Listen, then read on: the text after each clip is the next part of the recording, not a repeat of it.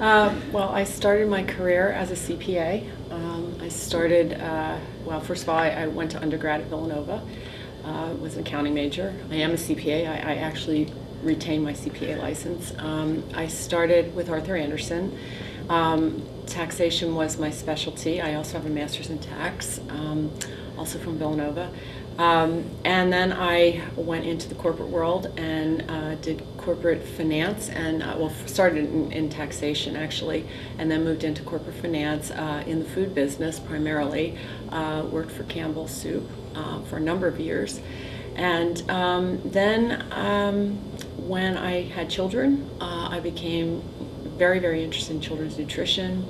And I was very passionate about it, started doing some research, and this was several years ago, and discovered that there really wasn't a whole lot being done to create truly healthy products, particularly for young children.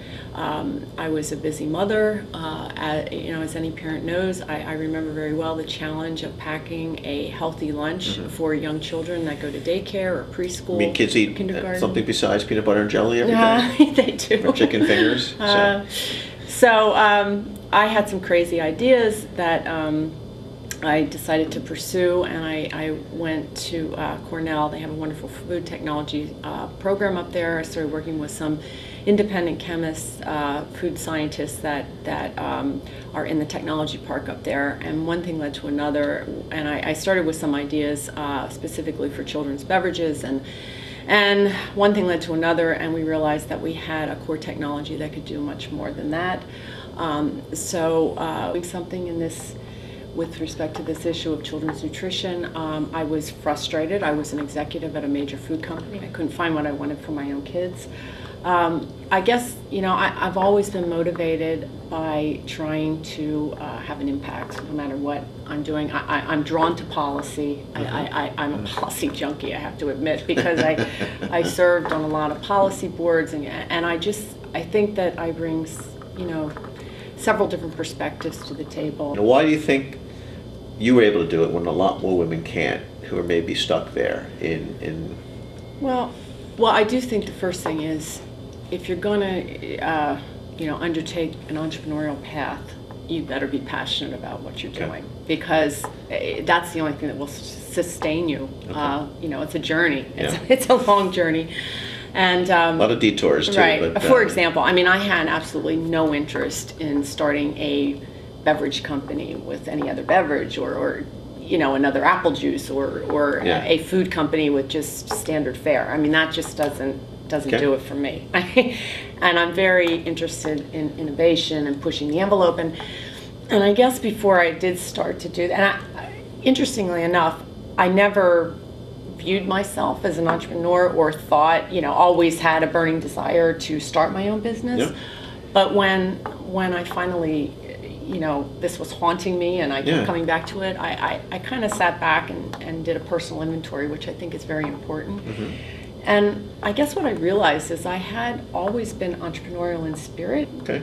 So you proved the process. Then I guess you had to work on the IP. Was that the next step to get it protected? Yeah, and that's a very long process. Okay. Actually expensive too, I would imagine. Expensive. Actually getting the patents. I definitely learned the value of a good patent attorney, because that's a whole different. There's discovering and creating, and then there's the language around the patent, which are completely different. And so now you're obviously in a few change, and you're trying to get into more supermarkets, I guess? Oh yeah, we have a national sales director now, and we're making great progress. It's just, the challenge now is to, once again, put on my CPA, MBA hat, and not let the growth get ahead of, the cash flow. You ever get tired? Of course. Who doesn't get tired? Yeah. It's a long time to really work hard at something. Obviously you're seeing some results now, but it's, that's the biggest issue I see with executives, is just kind of get exhausted. It is. Yeah, it's exhausting. But I don't know. I have to say that it just seems like whenever whenever you reach one of those low points, something happens that sort of re-energizes me, or there's a new opportunity or something which kind of makes me sit back and say, I think I'm on the right path. I obviously need money, and you take a risk to start a business, and you have this passion, and you can't live on that necessarily, and especially when you have young kids. Now, if you're single or without kids, it makes an issue. It's a lot easier, but with kids. Well, what I always said is, it's hard finding. You don't cold call an angel. Right. I mean, and I think women have historically been at a disadvantage in that regard because it's all about networking and who you know, and the old boys club is basically the private investor club. In VC world. Right. Focused.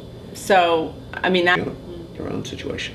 Now, how have your kids enjoyed, or maybe enjoy is not the right term, but as an entrepreneur? I think, there's always we say, certainly work hard, very hard, but, it's my time and it's more flexible, so I can be, take off at 2 in the afternoon and see one of their sporting events if I do. But having said that, their biggest criticism will probably be that I'm always late. This is really a conversation with someone who's just like many of us out there, who was in a corporate situation and was doing well, nothing wrong with being in that, but felt that her calling was elsewhere. And a lot of women who may be watching this have the same issues. They may be in a job that's not really right for them, or they're not growing. I would just encourage you to at least think about some things that Denise went through, to really figure out that life can be better. That there is, I guess, a life after death